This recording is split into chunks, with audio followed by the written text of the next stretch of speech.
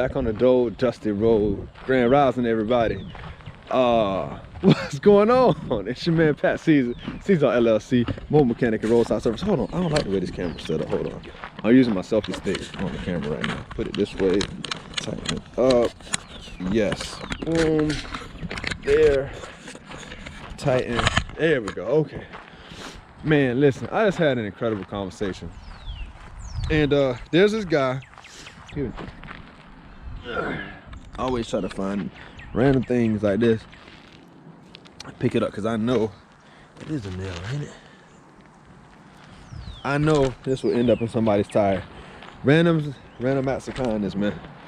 And I don't want to catch a nail like this in my tire just driving. I'm sure nobody else does either. And since I see it, I pick it up and I'll throw it away. Just had this very good conversation. And this gentleman, he agreed to let me put him on the podcast, put him on my YouTube channel. And his name is Stone. Good dude, man. But I'll tell you, his story is so crazy, man. So crazy. And that's what this is about. This is gonna be a Monday Rationale. I had another Monday Rationale already recorded, but I'm re-recording this because it was so good of a conversation that I had to just put it out there. I've been talking about retirement for a long time, basically since I started working. And I've had this plan and haven't fully enacted everything on it, but Seasallauto LLC is a part of that plan. Once my income exceeds my expenses without me having to physically work there or be there, I've retired. And I don't really aspire for a lot of material possessions, you know, worldly possessions. I like nice things like everybody else, but it don't mean the world to me. And even though I say that and I'm a hoarder, and I'm working on that, I'm like literally getting help for it. I'm only a hoarder because I see value in everything, right? So I'm very careful on what I pick up, what I grab now, because I realize I will hold on to something forever. I told my wife, I'm like, baby, it's goddamn death do you part from me. Like, you ain't leaving me, and I ain't leaving you. Like, I'm in it. I sincerely believe in holding on to something that you really love, you know. Even though I don't love material things, I see value in it. And having this conversation with my man Stone, and he homeless. He's a homeless dude. He lives a van life. And I have to watch what I think about, because I know that you might not know, but I know that you will vibrate towards the thing that you're looking at or looking for. That's why environment is so key to life, because you are going to be a product of your environment one way or another. Well, he homeless, and we had this great conversation, man, but it made me think about retirement and life, and you know, my kids, my wife, and the future, from another conversation I had with my homeboy in Texas. Shout out to Jesus. And putting these two together, I realized how fast something can be taken away. It don't matter how much you work, how much money you have, we all have an expiration date. Every single one of us, man. You ain't want to think about it. I get it. I don't want to think about it either, but I got life insurance, you know what I'm saying? Because I know there ain't nothing I can do about that as far as I know right now. I'll always be here in a spiritual form, but physically, you know, Pat ain't gonna always be around. And when I talked to Stone, it made me realize, you know, his whole life crumbled when this one event happened. And he's like, I'm homeless now, man. He says that he was forced into poverty. And it's sad because I know how true it is. I have friends and family right now that I see either they already have made decisions that's gonna keep them in poverty their whole life, or they're steering their way directly towards it because they have no clear future. But even if you did have a plan, at any given time, anything could happen. And it makes you wonder, what's the point of existence? That's why, to me, simple life, man. I enjoy life. I love every moment. I try to cherish it, and I sincerely try to live a life of not necessarily indulging in all of my pleasures, but enjoying the moment for what it is, and then, you know, not trying to hold on to it forever. Because I would love to. Like my babies, I would love my babies to just stay my babies, but they're getting big, you know what I'm saying? My oldest son about to start school. My youngest son ain't even crawling or walking yet. Can't even sit up on his own. But I remember when my oldest son was just as young as my youngest son. Anything can happen, man. And this whole Monday rationale is just about preparing for the worst and praying for the best. Because I always thought, I looked at Stone for a long time, not him in particular, but just people like him that lived in vans is like an aspiration for life. Now I know y'all gonna be like, bro, really?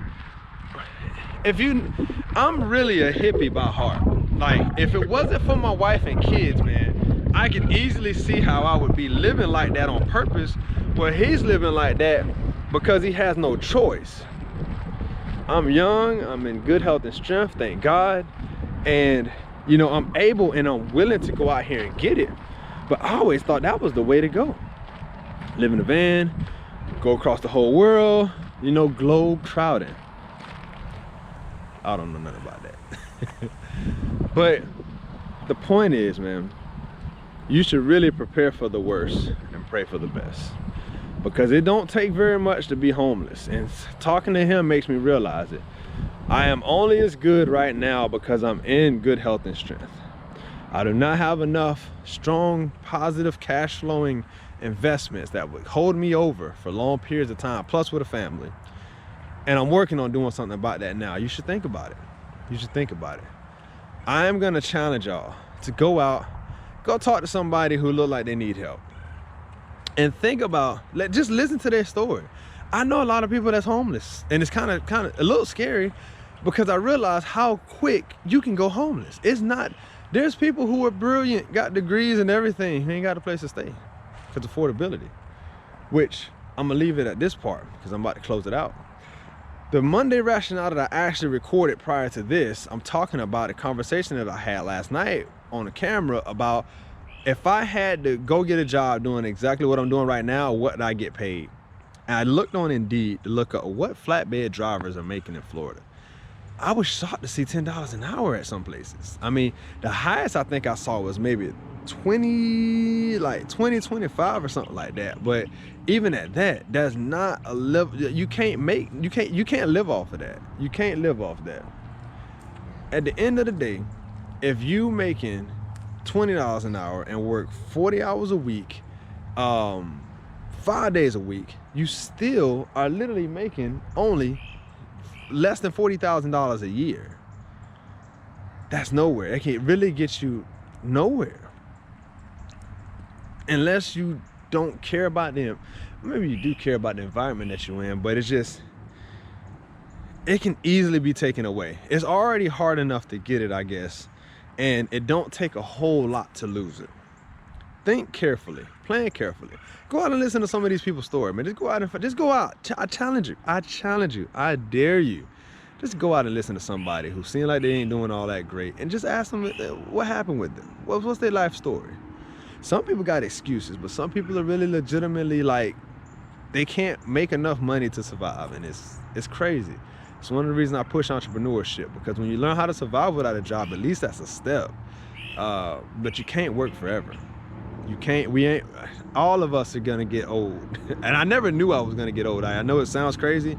I swear to God, I never knew I was actually gonna get physically older. I always thought I was gonna be young and invincible. And I fell on a hoverboard last night, but I broke my damn back. So, yeah, the age thing is a real thing. So I'm gonna leave it at this, man. Prepare for the worst, pray for the best. I challenge you, go out, go talk to somebody who seems like they could use a hand in life, and ask them what their story is. And if you can, you know, do what you call it. So where's the thing at? Ugh. Oh, where'd I put it? There it is. A random act of kindness. Help somebody out. Do something. Do something. Appreciate y'all tapping in with the homie, man. Like, share, subscribe. I'm gonna get back in here. I gotta slide. I gotta get on the road and you know, try to just put this whole thing together, man. But enjoy a day of life, because this is a day that I will never be able to live again. I will only have this video as a reminder, and of course the memory that's in my mind. So hope y'all caught something from this, man. Appreciate y'all tapping in, and until next time, mi gente, be pro mundo beneficio siempre. Peace.